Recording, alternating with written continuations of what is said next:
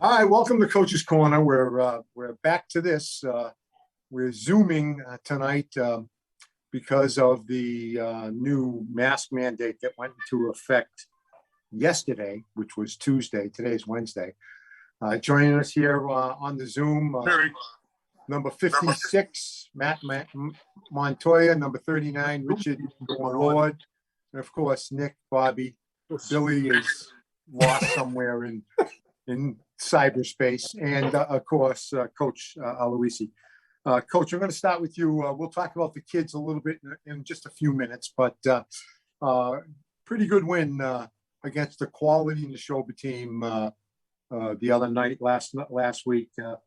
I know you weren't happy with some of the things we talked about it a little bit briefly before, but overall, it was a good, solid win.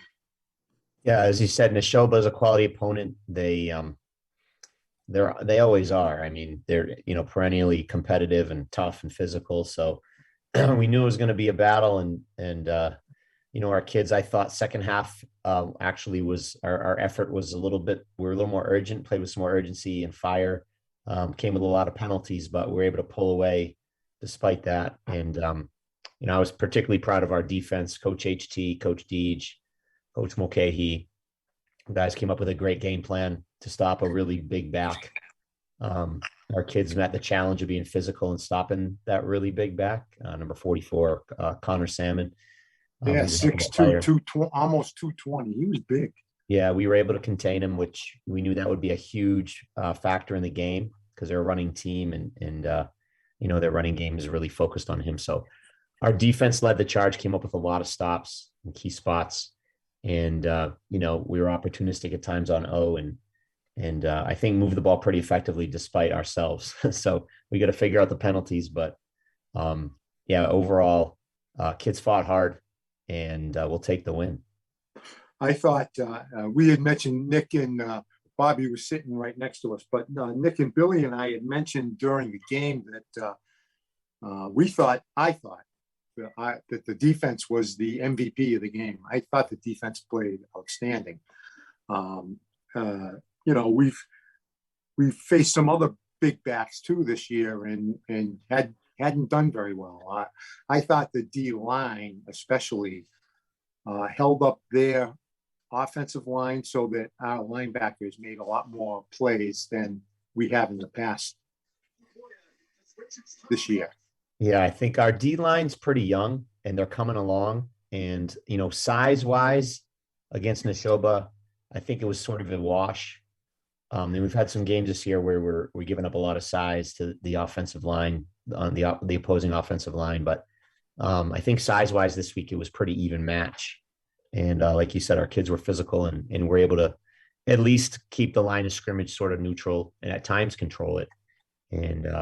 And hold the back up and rally the ball and keep them to minimal gains. I thought so too. I thought we were in for a long night after the first drive. They went right down the field. I think the big kid had about a 50-yard run or 30-yard run or something. And then yes, he did. Yeah, I don't think we didn't give him anything. That was the only score, right? The first drive. Yeah, and they scored with 3 seckens left against the reserves. But the first play of the game, they ran a pick route. I don't know how it was. It's not a legal play. The receivers line up and they switch. One bumps the other off, and that got them from their own 30, I think, down to our 40-yard line on the first play of the game. So that flipped the field position. And I honestly don't remember the sequence of events that got them in the end zone, but we felt pretty confident despite that. But they're a quality team. They beat Algonquin by 2 touchdowns, and so we're. They beat Algonquin. Yeah, 28-14. So the Neshoba is good, and I'm sure they'll win some more games from here on out. But yeah, defense was the story of the night, and like I said, offensively we gotta stop getting the yellow flags on us. Yeah, but Jack again had he's throwing the ball great this year. He really is. He stepped up, I think, big time. Yeah, he's doing a nice job for sure. He gets better every week. He really does. Yep. And then having Cam back, made a big difference. Made a big difference on defense. I think maybe as much as because he's our cornerback, setting the edge. He's just Cam's such a tough kid and really a leader by example. So yeah, it was nice to have him back for sure. Jake Mulholland played really well on both sides. Yeah. Same thing, playing halfback and corner. I mean, those guys played a lot of plays. So yeah, they did. We had quite a few kids that, given some of the injuries we've had, kids have had to step up and play, pretty much the entire game in all three phases. So, we're proud of those guys. We've had some reserve kids step in and do the job. So, one of the things about the injuries is you get kids that come in and, you build depth, they get thrown in the fire. And, when you get your kids back, you all of a sudden have a capable backup who's gotten valuable game experience. So if there's a silver lining there. Coach, how much in-game adjustments do you make to the defense when things are going well for the other team and you pick something up and you sit down with the kids? Does Coach HT sit down with the kids and say, look, this is going to change, or this is going to change, whatever? Yeah. So yes, to answer your question, yeah, there's a lot of little things that go on. And in the game, we have guys coming in and out. Some guys cramp, some guys get hurt, some guys lose a helmet clip and are out for 2 plays. So it's kind of gets to be, it's a really hectic situation on the sidelines at times. So you're constantly adjusting personnel, scheme, everything. But most of the kids play both ways. So, there's many times where, I run the offense. So we will have a series where, I want to ask the tight end, where the defensive end was shaded in that series, and he's out on the field. Our tight end goes over and plays the end. So I don't have an opportunity to say, hey, if he lines up in a 6 technique here, you got to tighten your split and you exercise or I should say execute a different block. So most of the stuff happens at halftime. I mean, there's definitely in-game stuff, but we talk as coaches for 6 or 8 minutes at halftime and get our ideas together quickly and then communicate them to the kids. So that's when a lot of it happens, but there's some in game. I mean, in the spring, we played kids one way. So one of the advantages was, when the offense was off the field, you could talk to them all, which was great. But, when you have kids playing both ways, it limits what you can do right on the spot. Mm-hmm. It's a good question. It's hard too. It's hard too, because most of the starters, well, a good amount of the starters also do special teams. Exactly. Yeah. They really do. And that makes it even more difficult because they just don't get enough of a blow. Right. I mean, timeouts, there's good adjustments made too. If there's a timeout and to say, hey, here, we're going to run this coverage, but, you got to expect a particular play. So I'm going to have you tighten your alignment or expand your alignment, or, maybe you're going to hug the back instead of pass rush, or little things like that on timeouts occur too. So, but yeah, I mean, it's such a fascinating game to me just because there's so much of that stuff that to, the average fan, they have no clue. They just follow the ball and have no idea what's going on. Right. Right. There's just such an advanced game. I just happened to see that, Neshoba came out and their offense seemed to be clicking in the early part of the game. And then it seemed like, the Colonials, your team, did a wonderful job of playing defense pretty much the rest of the night. I mean, you guys kind of shut them right down. Yeah, definitely. Yeah, I think it was a combination of a few things. I don't know that there was a specific adjustment after that first series, but other than we just had to play with a little more intensity and get off blocks and rally to the ball. Like I said, they had that pick play that resulted in 40 yards right off the bat. Right.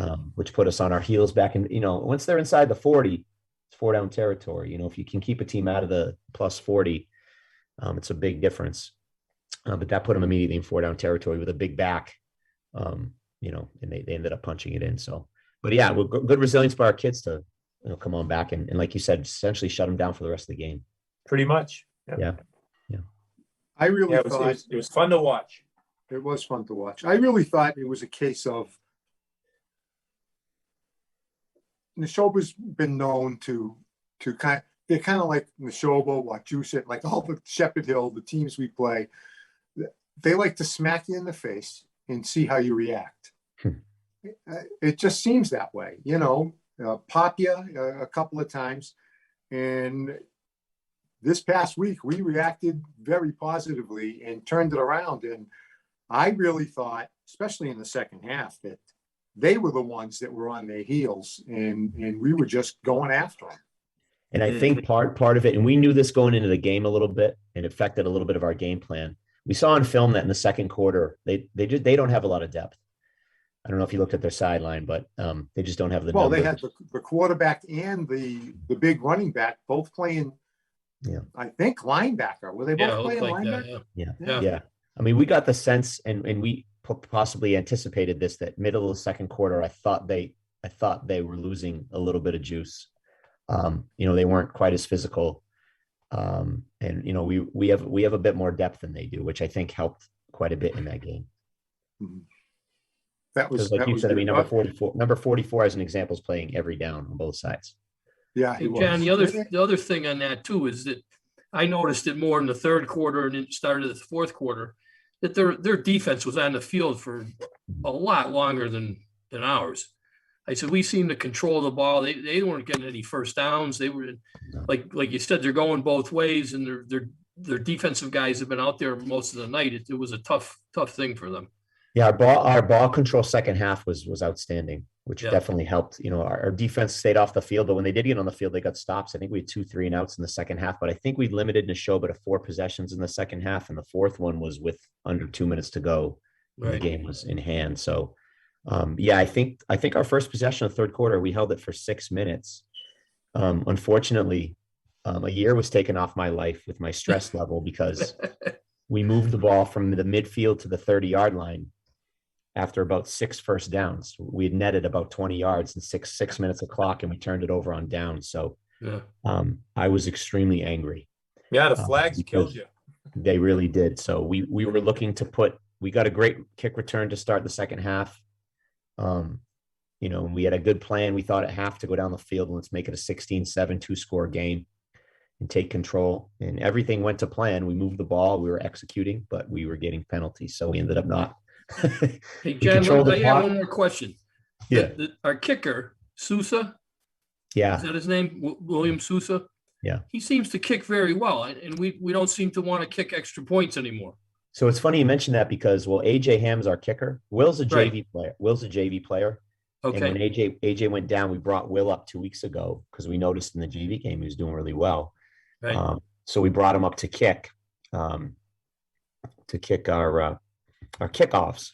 Now our PATs takes obviously a snap and a hold, and I think those are things that we're not great at right now. Our snaps across the board are getting better, but we're just not deep in the snap department. So, but we actually talked at practice today about starting to work Will in on PATs to see how he does in practice, and then potentially utilize him. And AJ, we hope, is back in the next couple of weeks too, which would be phenomenal. Yeah. Right. Oh, really? Right. That's good. See, Bobby, again, and Nick and Billy, this is what we don't know. We think what's going on? Why aren't we kicking? Because the kid can boom it, and he has been booming it. Yeah, he's kicking off very well. It's not that. It's we're not snapping it very well. Yeah. Well, and I think it's a matter of, to be honest with you, I wish if we had thought about this a week ago. But again, he's not with us during practice, so getting him up is a little tricky because he's not a pure kicker. He's playing other positions. So, but we just, we have to do it in practice and see him do it in practice under pressure. Yep. And before we'd be comfortable throwing him in, but it's definitely something that we're going to try to work him in at. And he hasn't kicked it. JVs don't kick, so they go for 2 as well. So he doesn't. Johnny, let me get this one thing, and I just no. It's my turn to talk. Stop. No, I just want to ask John. I want to thank John for putting in Abigail Height. Oh yeah. Oh yeah, that was awesome. And she was on the field for quite a long time, and she was on the field when we scored. She was also on the field when they scored, but it was fun. It was fun watching her. Yeah, it was great that she got to get in, and Ben Barter got in a little bit too at the end of the game. So all of our seniors played, which was awesome. Yeah. Now, is that Abigail's first varsity appearance? Great question. I'm not really sure. Great question. Because just from our standpoint, the way the sideline reacted, which means Richard and Matt and everybody else, and the fans reacted, they all knew she was going in. And I saw her right away because I remembered her number. And I just thought it was wonderful. I thought it was wonderful that she got in there. Yeah, and she did a good job. Like you said, we scored a touchdown with that line in there. So Yes. that was good. Yeah, no, we're proud of her. She was actually our Hard Hat Award winner this week. We give a work Yay. ethic award this week, so she won that as well today. So, as I mentioned on the show, she's when it comes to effort, attitude, and discipline, which our program values, which have nothing to do with talent. She's phenomenal in those three areas. So, we're proud of her. That's great. All right, we got to start talking to the kids because we've only got about 14 minutes left. But Matt, your number, what did you say? 56, right? Yep, 56. And you play defensive. What did you say? You play the offensive line, D-line, O-line, and D-line. Good thing you wrote it down, John. Good thing you're watching the soccer game during the whole show instead of listening to us. Here we go. Start already. And Richard, you're number 39, right? 39. And we had all kinds of things going on in this game. You sang the national anthem. Yeah. Are you in the a cappella choir? Yeah, I'm on a cappella. That's awesome. Good for you. Yeah, very good. Are you a bass? I'm a bass too. Yeah, that's awesome. That's awesome. It was pretty cool. And now, Richard, you play a lot of special teams. You're both seniors, right? Yes. Yeah, we both are. And so you play a lot of special teams. Mm-hmm. Do you get in on either offense or defense? You said you're a running back, very much at all. No, I haven't got on. It's we have two. Cam Jenkins, he's a really good player, and you have Carter Hopping, number 25, who also is like he's like always ready, and he's probably like in my opinion, he has better defensive tactics than I do, and I think that's a big factor in the game on offense.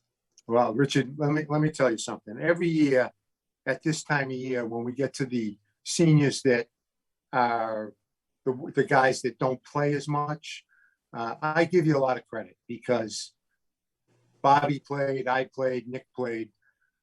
We know what it's like to go and practice your ass off every week and then go to the games and just play special teams. So I give you a lot of credit for sticking with it and having the fortitude to go out there and work your butt off every week and then not necessarily play the position that you really want to. Matt, do you play more than Richard though? Yeah, I've been playing a lot of defense recently. I think the last 2 weeks I played pretty much the whole second half, so it's been good. That's good. But you're in the same category. John, I can't say enough about these kids. These are the kids that make you better in the long run, in my opinion. And there's that old saying of like, there's prominent roles on a team and there's significant roles, and everybody really in football, everybody has a significant role. I mean, I was yelling at our defense today because, we have defensive cards for Neshoba and they weren't lining up in the shades Neshoba is supposed to be in. So it really impacted, the look we were looking for. So a look defense is critical. Special teams are critical. So everyone has a significant role. Not everyone has a prominent role. But, I always use the arts analogy, if there's a play going on, you get a lot of people behind the scenes of a play. Not everyone's a lead actor, but, the lighting person matters a ton, the person setting up, doing the staging. So, these guys do really important things for us. But I think Richard started in the spring with us, and then he's now, obviously it's his second year, but first it's almost like a half a year last year. So yeah, learning everything we do for any player, it takes time. So it was such a learning experience for him getting acclimated in the spring. And I think Richard would agree with this. And now you can really see him coming on the last few weeks. I mean, he's gotten in more in special teams and he's getting more comfortable with his plays. It's just a shame we didn't have for 4 years, because I think if we had him for 4 years and his comfort level was up earlier, he would be seeing more snaps, but he's certainly getting better. And, by the end of the year, I'm sure he'll be seeing the field more than he is. And Monty's been the same way. And Monty's just getting better every week, and we're using him more and more. So both of them are major contributors for us. Seniors on special teams have made some of the most significant plays in our football history over the years. So there's always an opportunity to make a play on special teams that can turn the game around. Well, I mean, and Richard, you just missed, didn't you? Yeah, Was it a kickoff? Huh? Like I was so focused on taking him down that I forgot to buzz my feet before taking him down. Yeah, it was close. That's because his head coach. That's because his head coach was in his ear right before the kick, yelling at him that he better make the tackle. Right, especially Richard, after he ran in from singing, right? Yeah, right. It was close. It was close. Well, hey, special teams on Friday. I mean, we got to mention Cooper Ackerman's block punt. I mean, that was awesome. Huge jolt for us. Yeah, that was awesome. I think he knocked a pass down too at one point. Yes, he did. Yeah. That safety makes that next touchdown. We're automatically a 2-score game. Right. You know, because we went from 10-7 to 16-7 and missed the 2. So if we miss the 2 without the safety, you know, it's a 14-7 game still. But 16-7 is vastly different from 14-7. So right. And they've got to change the way they're approaching the game too. 100%. 100%. What about Matt? What does Grafton bring to the table, Matt? I mean, I saw a couple of scores. I mean, they're piling the points on that. What do they bring to the table? I think they're also a physical team. It's true about a lot of teams we play this year. I don't know if their strength of schedule has been there this year compared to what we've played. So I think we're going to come out there and hit them pretty hard, pretty quick, and they're going to have to adjust to us, I think. What kind of offense do they run, Matt? Are they a spread or are they a ground and pound? I think they definitely run a lot. They run with their quarterback usually. He's a good runner. He's a quick kid. So I think we got to just keep him in the pocket. Will be the main thing this week. If we keep him in the pocket, I think we have a really good shot to win. Okay. Richard, do you have any burners on the return teams that you have to really worry about? Me personally, I can respect that somebody's a really good player, but I think that if I put all my effort and all my effort, attitude, and discipline into taking down that one person, I can actually get it done with me and my teammates because it's a team game and a mindset game. That's that, and you got great speed too. I noticed that on that first kickoff. You know why I noticed you was because you were singing, and then that's why.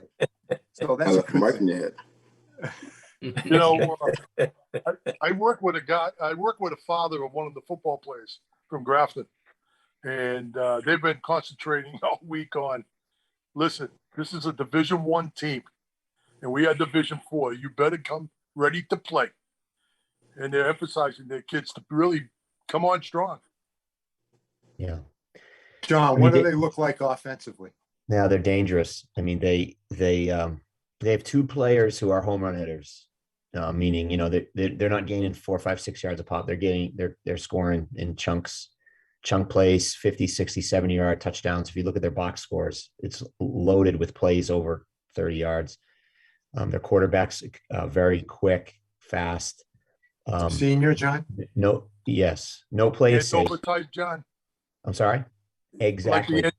Exactly. I mean, he's a different body type. He's a little leaner, but no play is safe. I mean, you cover up their pass concept, he's running, and we better rally. A lot of their long plays have occurred on broken down pass scrambles. They have a tailback who's fast, and they're solid physically. So again, you look at their scores, they're scoring a lot of points, fast with those 2 kids. So we have a major challenge for us. I mean, we're excited for it. We feel confident, but we know it's going to be a real challenge.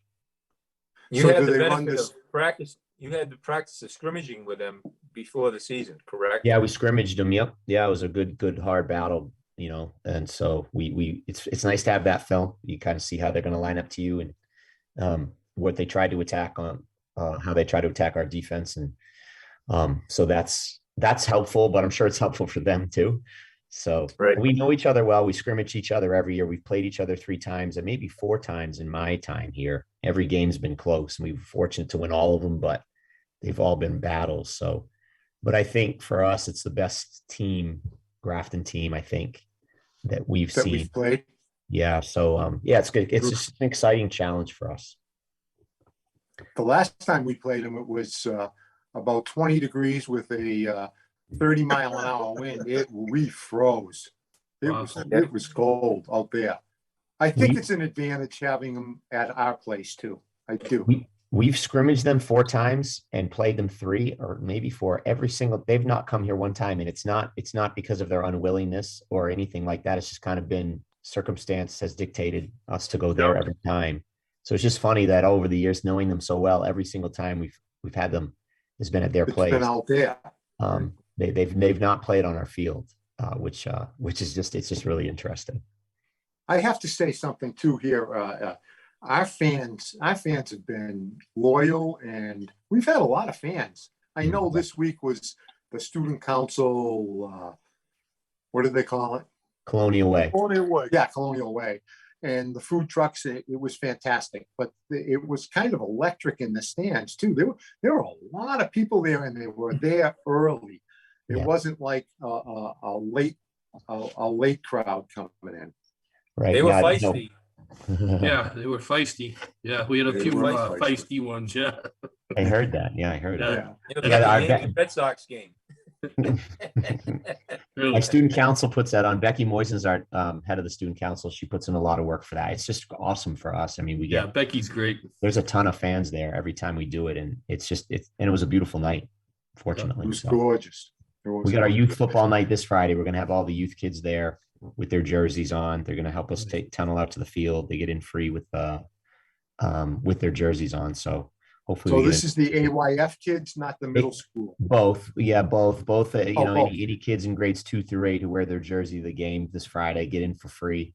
Nice. They've got to enter through the first gate, aka the Ted Early gate.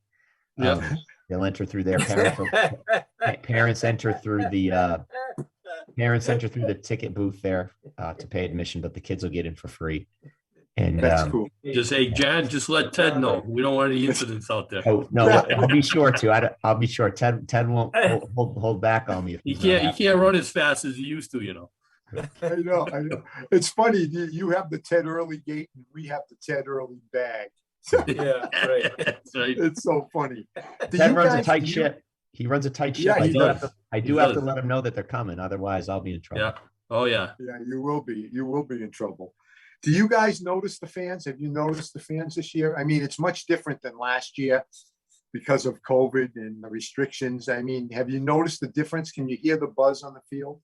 You know what? I can't hear anything. I'm so locked into my own little world, but there's now and again when I have my back to the field, I just can get just a little glimpse, in between thoughts. It was so interesting coaching football. I was saying to the coaches this week, your mind is literally does not stop in a game. You're just constantly processing, a new situation, which is it's what I love. I love the fact that, it's 3rd and 10 now, ball's on the left hash. We want to get the ball to this kid on this play and etc. But so I haven't really paid too much attention. I just know that when I've taken a peek, there's been huge crowds, which is awesome.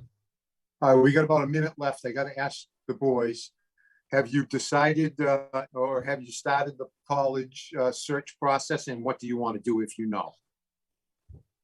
Yeah, I've started already. I want to play lacrosse in college, so I've been talking to a couple of schools lately. I want to make a decision. So you're a lacrosse player? Okay. Yeah. All right, that's good. And how about you, Richard? So right now I finished up my college essay. I've been looking at colleges like WPI. I was looking at UConn, and UConn's a reach school, but I'm still applying for it just in case I can actually get into that. And it's a little hard keeping up with it. But if I do end up going to like any college, I'm going in for medical school to become a heart and brain surgeon. Oh wow! Oh wow, that's awesome! Congratulations, Richard. Great news. Maybe you'll save one of us one day. What's that? I said we got some subjects he could practice on. Yeah. Exactly. That's for sure. That's for sure. All right, listen, we got to run because Mark's going to be cutting us off. Thank you very much. You guys did a great job. John, good luck against Grafton. We're looking forward to another big crowd. And a nice win this week will get us back to 500. That would be a nice leap off spot for Shepherd Hill. All right. See you next time at Coach's Corner.